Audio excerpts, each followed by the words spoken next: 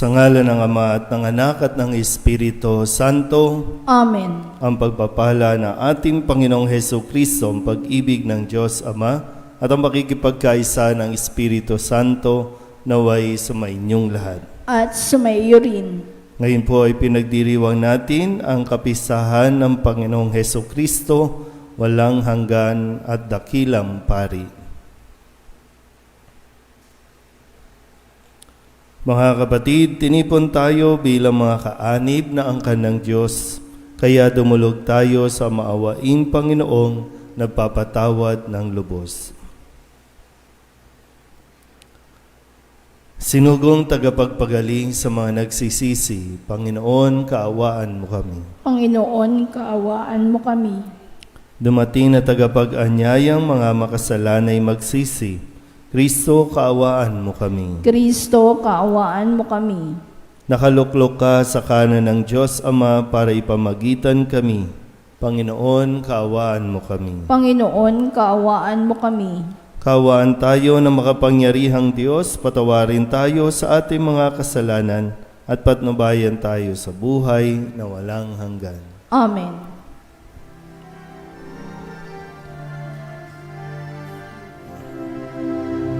Luwalhati sa Diyos sa kaitaasan, kaloob sa lupa ay kapayapaan. Pinupuri ka at ipinagdarangal, sinasamba ka dahil sa dakila mong kalwalhatian. Panginoon naming Diyos, Hari ng langit, Amang makapangyarihan, Panginoong Hesukristo, Anak ng Diyos, Kordero ng Ama, ikaw na nag-aalis sa mga kasalanan ng sanlibutan. Tanggapin mo ang aming kahilingan, ikaw na naluluklok sa kanan ng Ama. Maawa ka sa amin, ikaw lamang ang banal, Panginoong Hesukristo, kasama ng Espiritu, sa luwalhati ng Ama. Amen, Amen, Amen.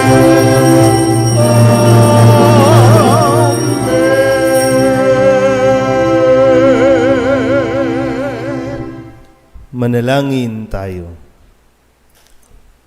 Ama naming makapangyarihan, hiniram mo ang iyong bugtong na anak na maging kataas-taasan at walang hanggang pari para sa iyong kaluwalhatian at para sa aming kaligtasan. Marapatin mo na sa pagkakaloob ng Espiritu Santo ang iyong mga hinirang na mga lingkod at katiwala ng iyong mga misteryo ay makatupad ng may katapatang lubos sa atas ng paglilingkod na kanilang tinanggap sa pamamagitan ni Hesukristo kasama ng Espiritu Santo magpasawalang hanggan. Amen. Umupo ang lahat.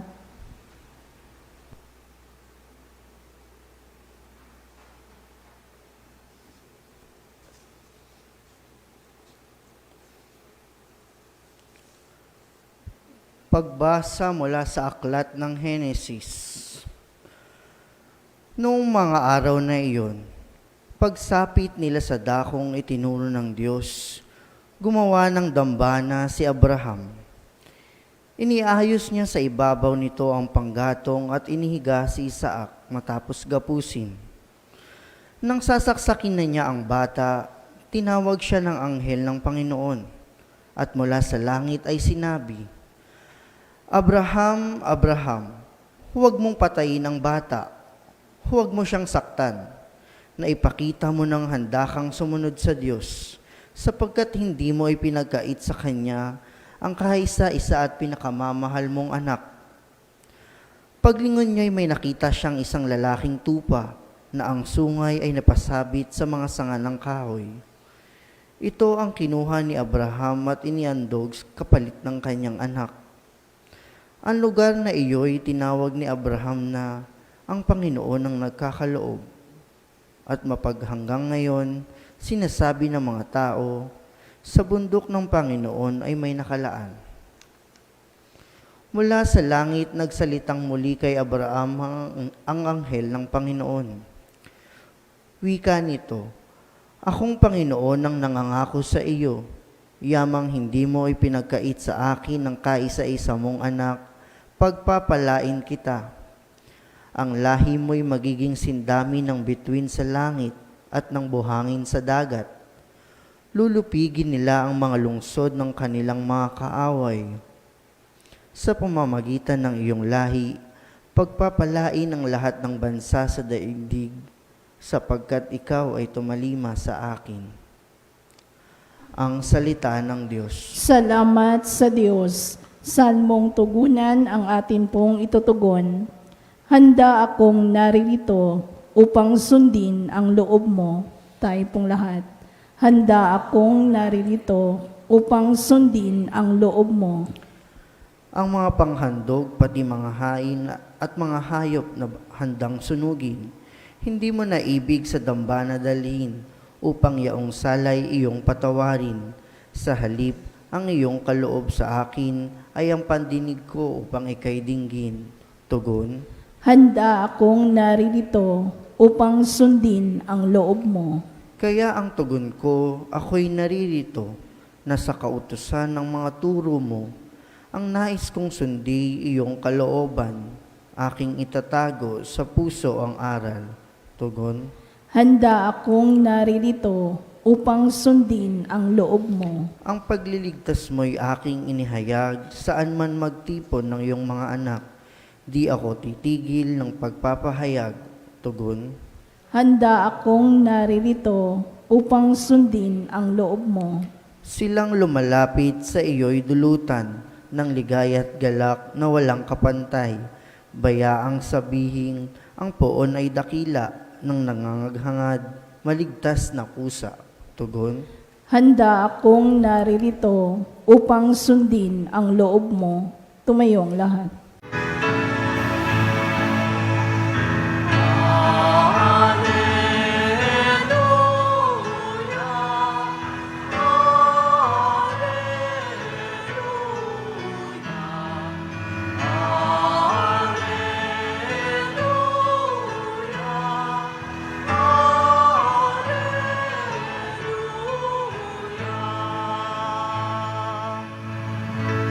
Sa daigdig ay laganap, liwanag na sumisikat, salitang buhay ng lahat. Alleluia, Alleluia.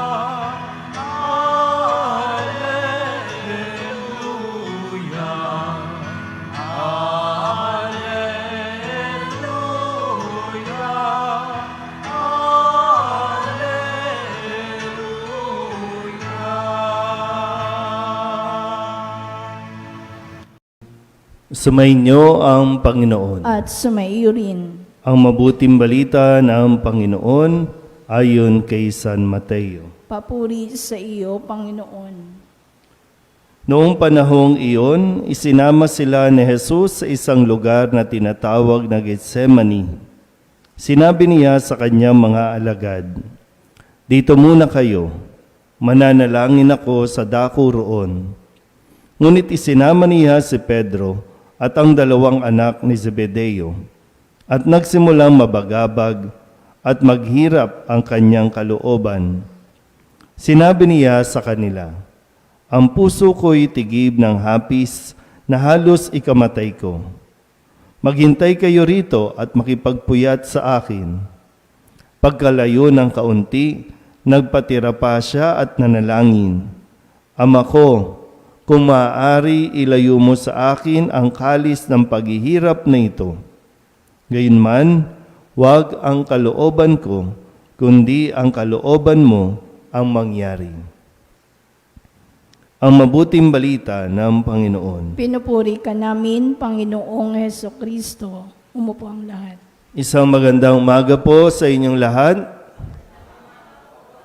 Ngayon po ay pinagdiriwang natin ang kapisahan ng Panginoong Hesukristo, walang hanggan at dakilang pari. Ito po ay tinalaga ng simbahan na ipagdiwang tuwing Huwebes pagkatapos ng linggo ng Pentecostes. So kinikilala at pinapaalala sa atin ang kadakilaan ng pagiging pari, walang hanggang pari ni Hesukristo. Ano po ba ang ginagawa ng isang pari? Kahit noon, nung panahong iyon, sino po ba ang nasa altar?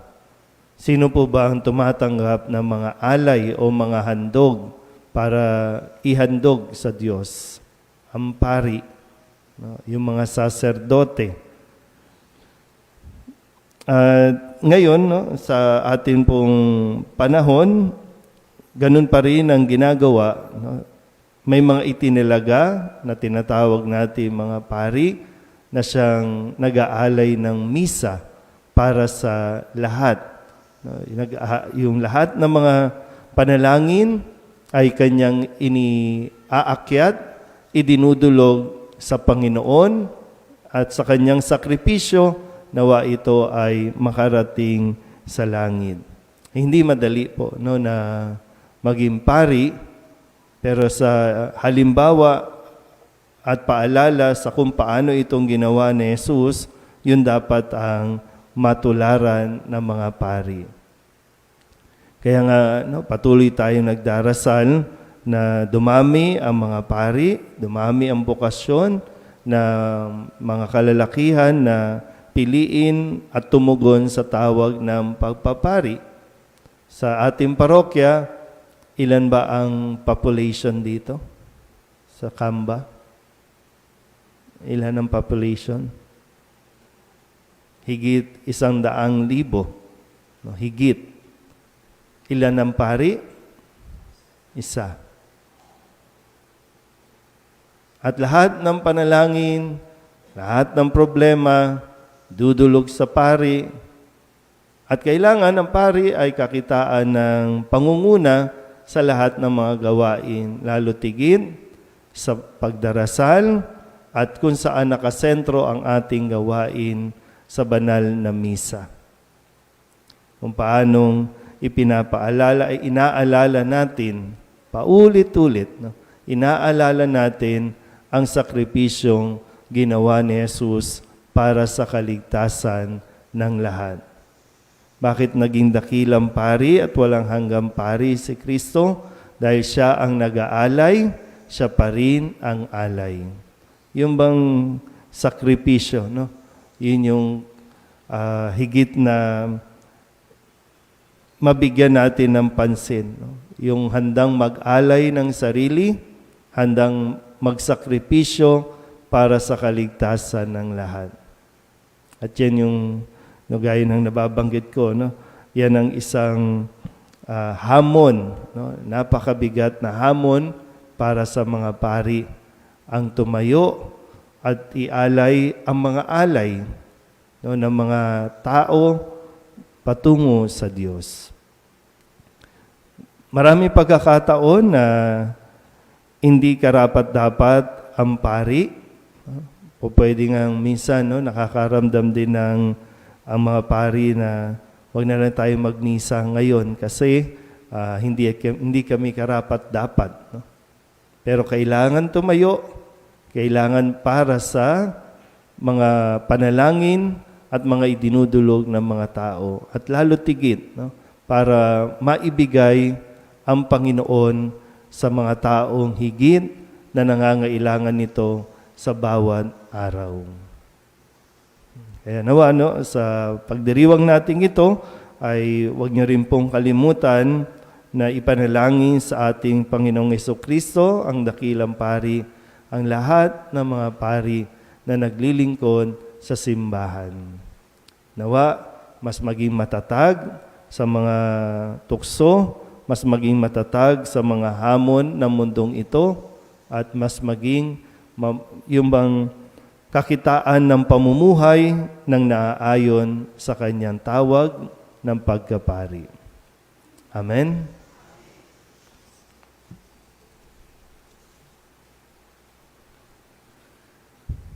Hilingin natin sa ating Diyos Ama na buksan ang ating mga mata upang makasunod tayo sa Kanya ng buong puso.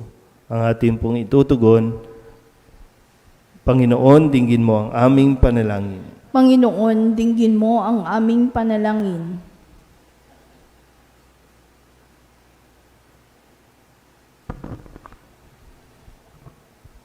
Ang ating simbahan naway maging tanglaw ng liwanag na nagpapahayag ng mensahe ni Kristo sa lahat ng tao. Manalangin tayo sa Panginoon. Panginoon, dinggin mo ang aming panalangin. Bilang gawain ng kabutihang loob, naway lagi nating kalingain ng mga itinakwil, tinanggihan, at hindi minamahal sa ating lipunan. Manalangin tayo sa Panginoon. Panginoon, dinggin mo ang aming panalangin. Katulad ni Bartimeo, tayo naway magkaroon ng matatag na pananalig kay Jesus at sumunod sa Kanya sa daan ng buhay. Manalangin tayo sa Panginoon. Panginoon, dinggin mo ang aming panalangin. Ang mga may sakit at mga nagdurusa naway magkaroon ng lakas ng loob na may ugnay ang kanilang mga dinaranas sa mga paghihirap ni Kristo upang makihati sila sa Kanyang kaluwalhatian. Manalangin tayo sa Panginoon. Panginoon, dinggin mo ang aming panalangin.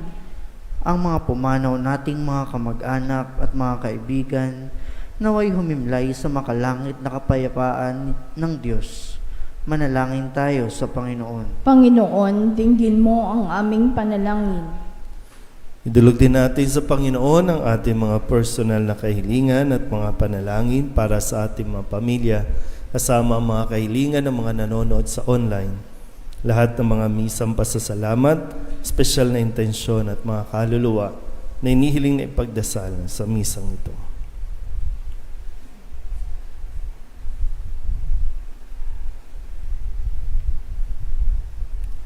Ang lahat ng ito inihiling namin sa ngalan ni Kristo, ang aming Panginoon. Amen.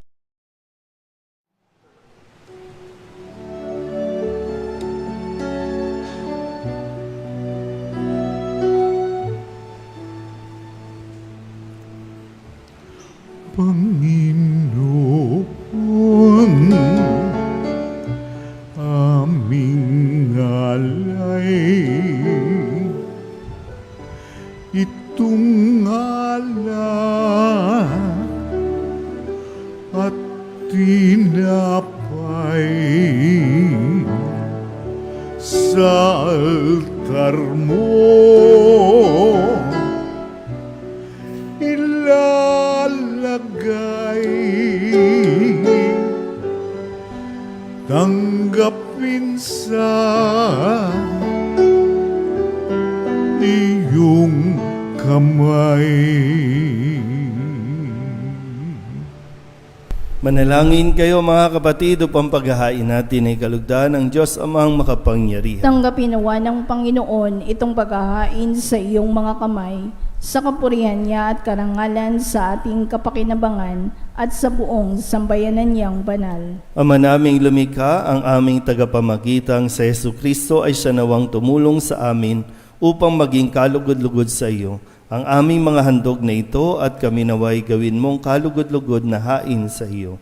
Sa pamamagitan ni Jesucristo kasama ng Espiritu Santo, magpasawalang hanggan. Amen. Sumainyo ang Panginoon. At sumaiyo rin. Itaas sa Diyos ang inyong puso at diwa. Itinaas na namin sa Panginoon. Pasalamatan natin ang Panginoong ating Diyos. Marapat na siya ay pasalamatan. Ama naming makapangyarihan, tunay nga marapat na ikaw ay aming pasalamatan sa pamamagitan ni Jesucristo na aming Panginoon. Sa paglukob ng Espiritu Santo, ang iyong anak ay naging lingkod mo upang maihain ang bagong tipang walang hanggan at ang pagganap nito ay mapasa iyong sambayanan. Itinatampok niya kaming sambayanan mo upang kami makapaglingkod sa iyo. Ipinamana niya ang kanyang ginampanan sa mga hinirang at pinatungan ng mga kamay. Sa pagsasalo sa huling hapunan, ang paghahain ng anak mong muling nabuhay ay pinangunguluhan ng mga hinirang para magmalasakit sa iyong angkang dinudulutan ng salita mo at pagkaing bumubuhay. Kaya kaysa ng mga anghel nagsisiawit ng papuri sa iyo nang walang humpay sa kalangitan, Kami nagbubunyi sa iyong kadakilaan.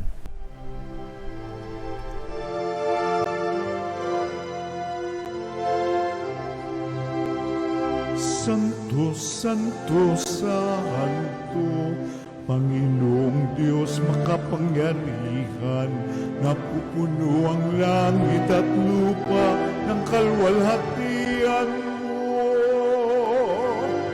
Hosana sa kaitaasan, pinagpalang na paririto sa ngalan ng Panginoon.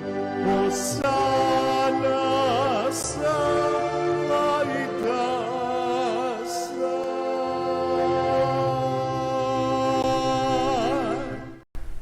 Ama naming banal, ikaw ang bukal ng tanang kabanalan. Kaya't sa pamamagitan ng iyong Espiritu, gawin mong banal ang mga kaloob na ito upang para sa aming maging katawan at dugo ng aming Panginoong Hesukristo. Bago niya pinagtiis ang kusang loob na maging handog, hinawakan niya ang tinapay, minasalamatan kaniya, pinaghati-hati ni iyon, iniabot sa kanyang mga alagad at sinabi, "Tanggapin ninyong lahat ito at kanin, ito ang aking katawan na ihahandog para sa inyo."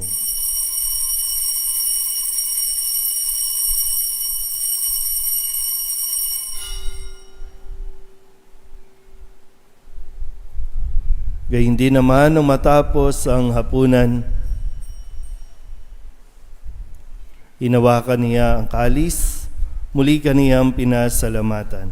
Iniabot niya ang kalis sa kanyang mga alagad at sinabi, "Tanggapin ninyong lahat ito at inumin. Ito ang kalis ng aking dugo, ng bago at walang hanggang tipan. Ang aking dugo na ibubuhos para sa inyo at para sa lahat sa ikapagpapatawad ng mga kasalanan. Gawin ninyo ito sa pag-alaala sa akin."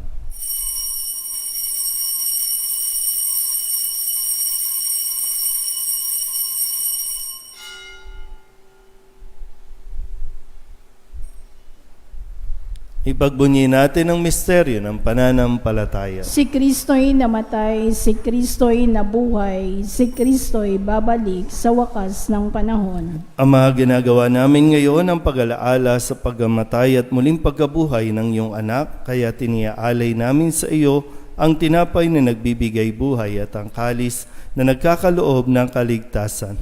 Kami nagpapasalamat dahil kami iyong minarapat na tumayo sa harap mo para maglingkod sa iyo. Isinasamo namin kami magsasalo-salo sa katawan at dugo ni Kristo ay mabuklod sa pagkakaisa sa pamamagitan ng Espiritu Santo. Ama, lingapin mo ang iyong simbahang laganap sa buong daigdig. Puspusin mo kami sa pag-ibig kaysa ni Leon na aming Papa at ni Jose na aming Obispo at ng Tanang Kaparian. Alalahanin mo rin ang mga kapatid naming nahimlay na may pag-asang sila'y muling mabubuhay, gayon din ang lahat ng mga pumanaw. Kawaan mo sila at patuloyin sa iyong kaliwanagan. Kawaan mo at paginapating kaming lahat na makasalo sa iyong buhay na walang wakas. Kaysa ng mahal na Birhen Maria na Ina ng Diyos, ng kabiyak ng puso niyang si San Jose. Kaysa ng mga apostol at ng lahat ng mga banal na namuhay dito sa daigdig ng kalugod-lugod sa iyo, may pagdiwang nawa namin ng pagpupuri sa ikararangal mo sa pamamagitan ng iyong anak na aming Panginoong Hesukristo.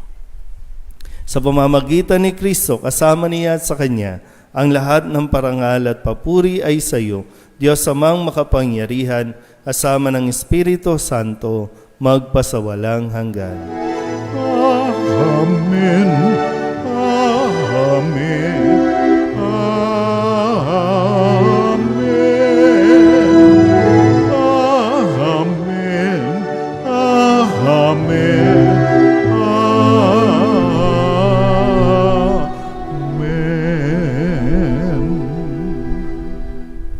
Sa tagubili ng manakagagaling na utos at turo ni Jesus sa Panginoon natin at Diyos, ipahayag natin ang lakas loob.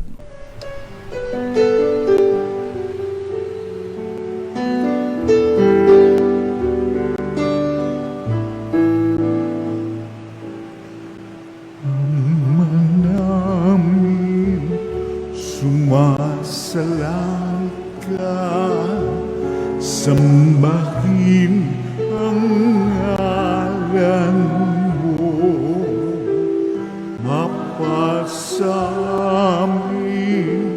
ang kaharian mo, sundin ang loob mo.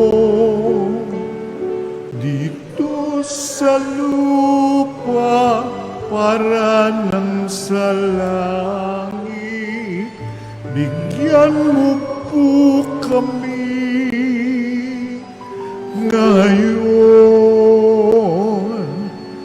ng aming kakanin sa araw-araw at patawarin mo kami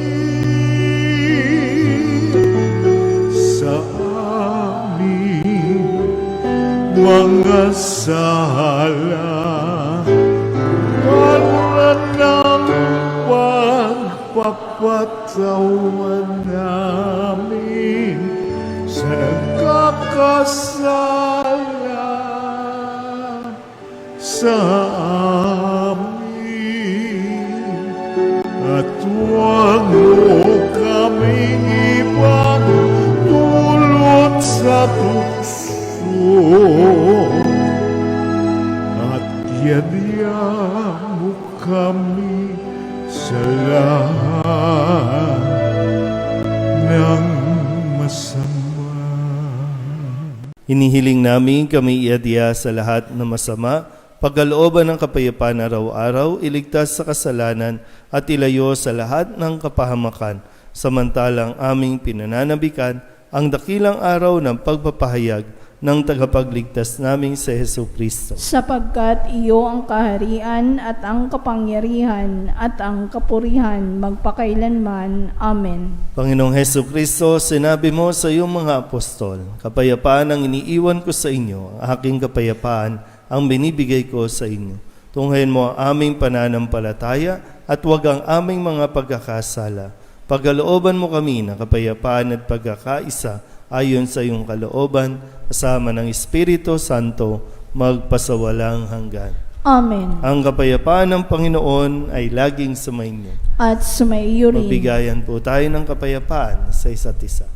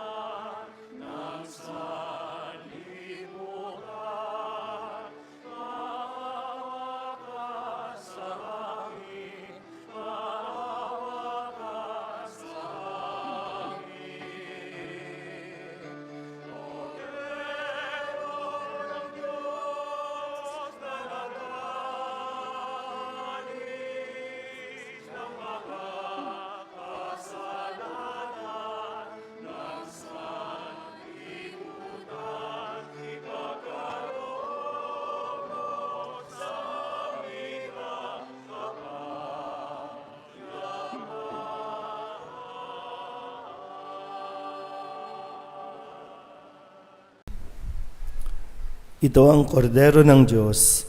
Ito ang nag-aalis ng kasalanan ng sanlibutan. Mapalad ang mga inaanyayahan sa kanyang piging. Panginoon, hindi ako karapat-dapat na magpatuloy sa iyo, ngunit sa isang salita mo lamang ay gagaling na ako. Katawan ni Kristo, Amen.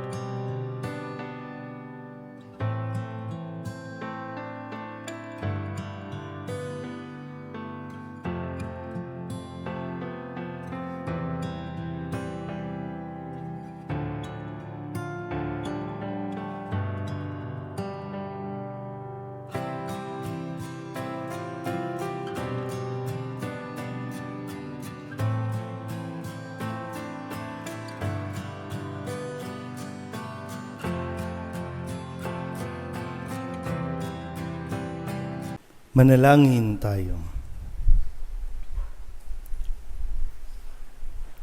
Ama naming mapagmahal, magdulot nawa sa amin ng ibayong buhay ang banal na paghahain na aming ipinagdiwang at tinanggap, upang sa aming matibay na bigkis ng pagmamahal sa iyo, kami manatiling nagbubunga na magtatampok sa amin sa buhay na walang hanggan, sa pamamagitan ni Jesucristo kasama ng Espiritu Santo, magpasawalang hanggan. Amen. Sumainyo ang Panginoon. At sumaiyo rin. At pagpalain kayo ng makapangyarihang Diyos, Ama at Anak at Espiritu Santo. Amen. Tapos na ang banal na misa, umayo tayo sa kapayapaan ni Kristo. Salamat sa Diyos. Magandang umaga po.